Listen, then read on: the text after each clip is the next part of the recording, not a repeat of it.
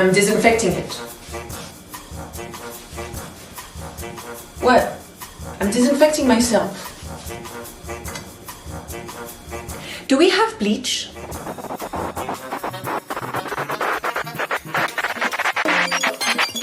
Please don't do that.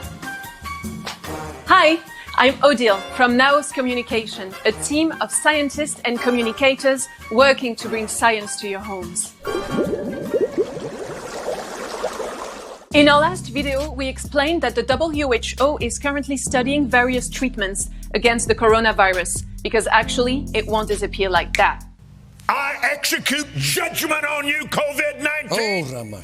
I happen to be taking it.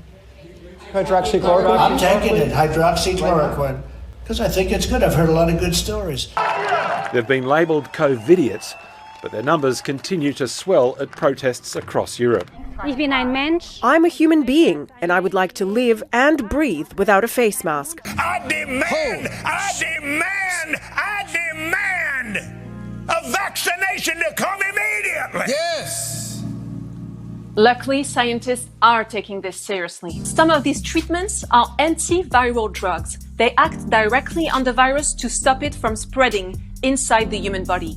They are chloroquine, Remdesivir, and the combination of Ritonavir and Lopinavir. To better understand how they work, let's take a closer look on how the virus behaves. The coronavirus is like a QR code storing loads of information that travels inside a tiny spiky box. Yeah, just like that actual Indian cup. Without the horse, though. Viruses are intracellular obligate parasites, which means that they need to be inside a living cell in order to replicate.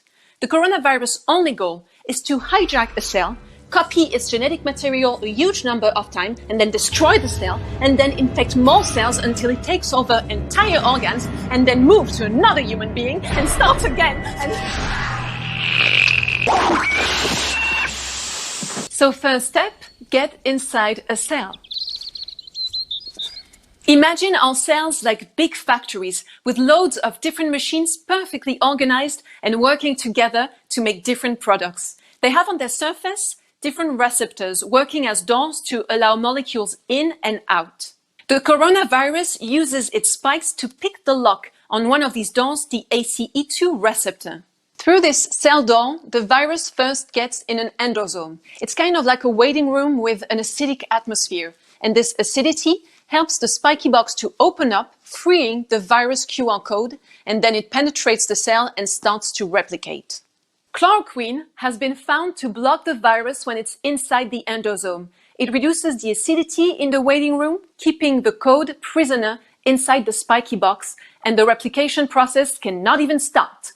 Aha! Problem is, those endosomes are needed for a lot of our vital functions. If they lose their acidity, they cannot work properly and cells suffer, causing what we call side effects like headaches, diarrhea, shortness of breath, muscle weakness. Maybe we can find a better way. So let's continue with the virus life cycle.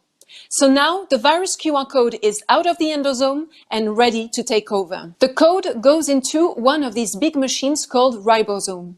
Ribosomes work like QR code scanners, producing whatever the code says. So the virus code says, "You shall produce for me a copy machine called RNA-dependent RNA polymerase to print a lot of copies of my QR code, some templates for my boxes and spikes, and my scissors, also called proteases, to cut all the templates for my new boxes and spikes."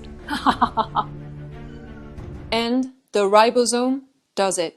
Then, if not stopped, the last step of this process is to send the viral products to the logistic department of the cell factory, where they are put together. And in a very short time, the cell is full of newborn viruses, it explodes and releases an army, ready to attack a lot of other cells.